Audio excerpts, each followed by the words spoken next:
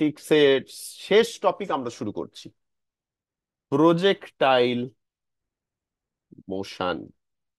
Projectile motion vertical মোশনের সঙ্গে খুব সিমিলার।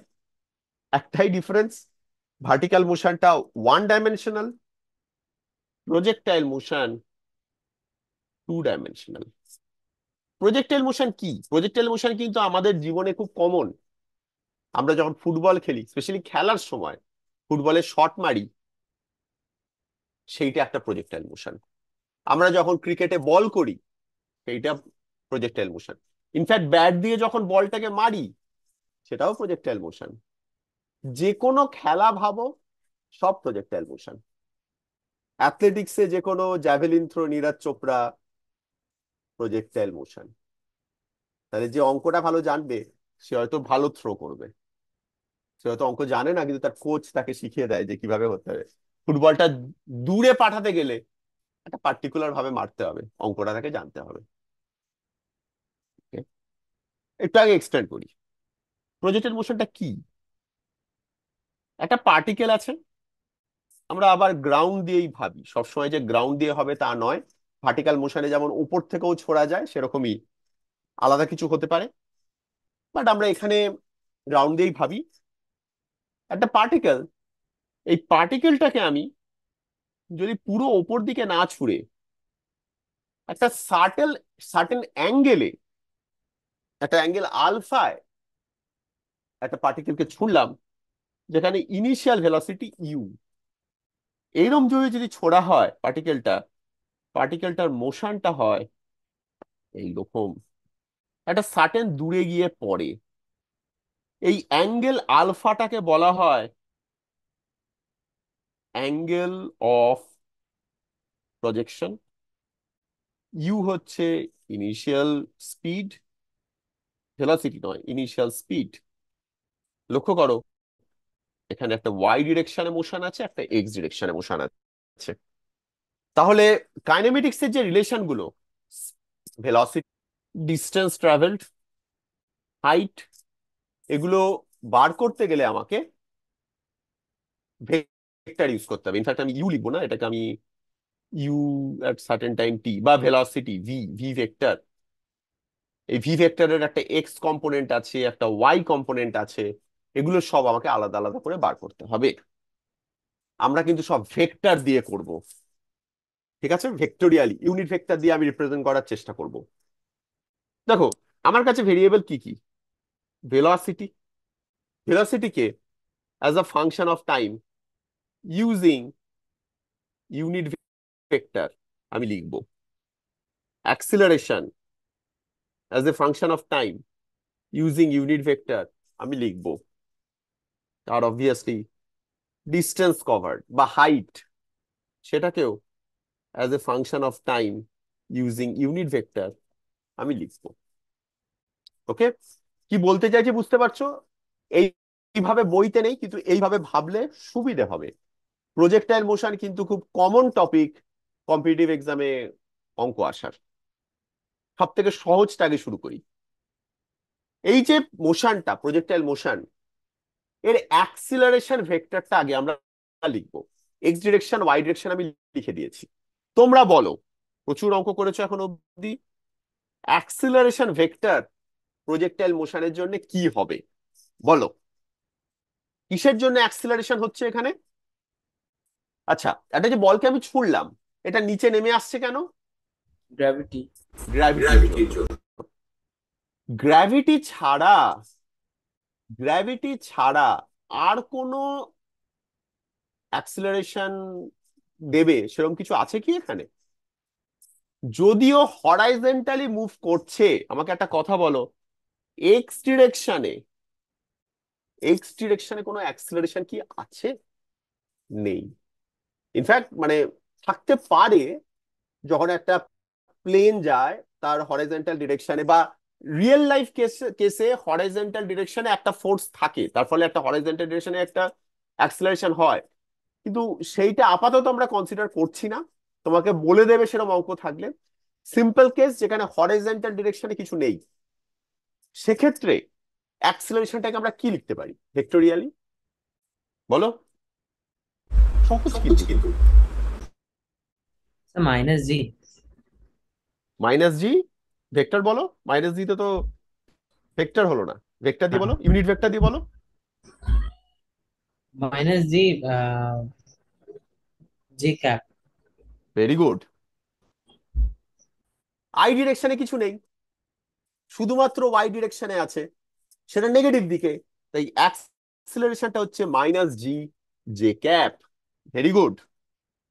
এবার ভেলোসিটি করব। ভেলোসিটিতে আমরা ইনিশিয়াল ভেলোসিটি করেছিলাম। ইনিশিয়াল ভেলোসিটিকে আমরা ইউ দিয়েই এখানে রিপ্রেজেন্ট করব। তাহলে ইনিশিয়াল ভেলোসিটি, ইউ হচ্ছে ইনিশিয়াল ভেলোসিটি। আমরা আগে না ইউনিট ভেক্টর দিয়ে, ভেক্টর দিয়ে আগে করি, তারপর সহজ করে আলাদা আলাদা ডাইরেকশন করব। আগে আমরা আগে কঠিনটা করি, তারপর আমরা সহজে যাব। ইনিশিয়াল ভেলোসিটিটাকে কি তোমরা ইউনিট ভেক্টর দিয়ে বলতে পারবে কত? ইনিশিয়াল ভেলোসিটিটা কি? ইউ একটা সার্টেন অ্যাঙ্গেল আলফা, এটাকে অনেক সময় থিটাও বলা হয়, ঠিক আছে, থিটাও বলা হয়, আমি আলফা নিয়েছি। তাহলে ইনিশিয়াল ভেলোসিটিটা বলো তো কি হবে ইউনিট ভেক্টরে? U cos theta I cap. Okay, alpha, U cos হ্যাঁ, আলফা আই ক্যাপ। হ্যাঁ, ওকে, আর plus U sine alpha J cap. Very good. এটা ইনিশিয়াল ভেলোসিটি। এবারে অ্যাট সার্টেন টাইম আমি ভেলোসিটিটা বার করব, ইউনিট ভেক্টর দিয়ে লিখবো। তখন ইউনিট ভেক্টর দিয়ে করলে তোমাদের মাথা ক্লিয়ার হবে। একটা জিনিস বলো, হরাইজন্টাল ডাইরেকশনে কোনো অ্যাক্সিলারেশন নেই। হরাইজন্টাল ডাইরেকশনে যদি কোনো অ্যাক্সিলারেশন না থাকে, তাহলে হরাইজন্টাল ডাইরেকশনে ভেলোসিটি কি চেঞ্জ হবে? হবে না। তাহলে ভেলোসিটি হচ্ছে at certain time, after certain time, এটাকে আমি as a function of time লিখবো। At a certain time velocity কত? তাহলে এক্স ডিরেকশনে ভেলোসিটিটা চেঞ্জ হবে না, মানে আই ডিরেকশনে ভেলোসিটি চেঞ্জ হবে না। তাহলে আই ডিরেকশনে ভেলোসিটি কত থাকবে? U cos U alpha I cap. Cos alpha, change হবে না। তাহলে সার্টেন টাইম ভেলোসিটিটা ইউ কস আলফা আই ক্যাপই থেকে যাচ্ছে। আর যে ডিরেকশনে কি হবে বলতে পারবে? এটা যে বলতে পারবে আমি বুঝে যাব, সে বুঝে গেছে। যে ডিরেকশনে তাহলে ভেলোসিটি কত হবে at certain time? Minus minus থাকবে কি এখানে? কিসের মাইনাস থাকবে? মানে থাকবে, মাইনাস মাইনাস থাকবে। মাইনাস জি, মাইনাস জি, তার সাথে u sine hmm. Into t. Alpha. Very good, very good, দুজনে মিলে কিন্তু আনসারটা বলেছো তোমরা। এবার দুটো কম্বাইন করো। ইনিশিয়াল ভেলোসিটি নিতে হবে, অ্যাক্সিলারেশন নিতে হবে, টাইম নিতে হবে, সব মিলিয়ে কি দাঁড়াচ্ছে? তাহলে U sine theta, sine alpha okay, minus G T J cap. এবারে বোঝো, প্রজেক্টাইল মোশনের দুটো কম্পোনেন্ট আছে, হরাইজন্টাল মোশন, ভার্টিক্যাল মোশন।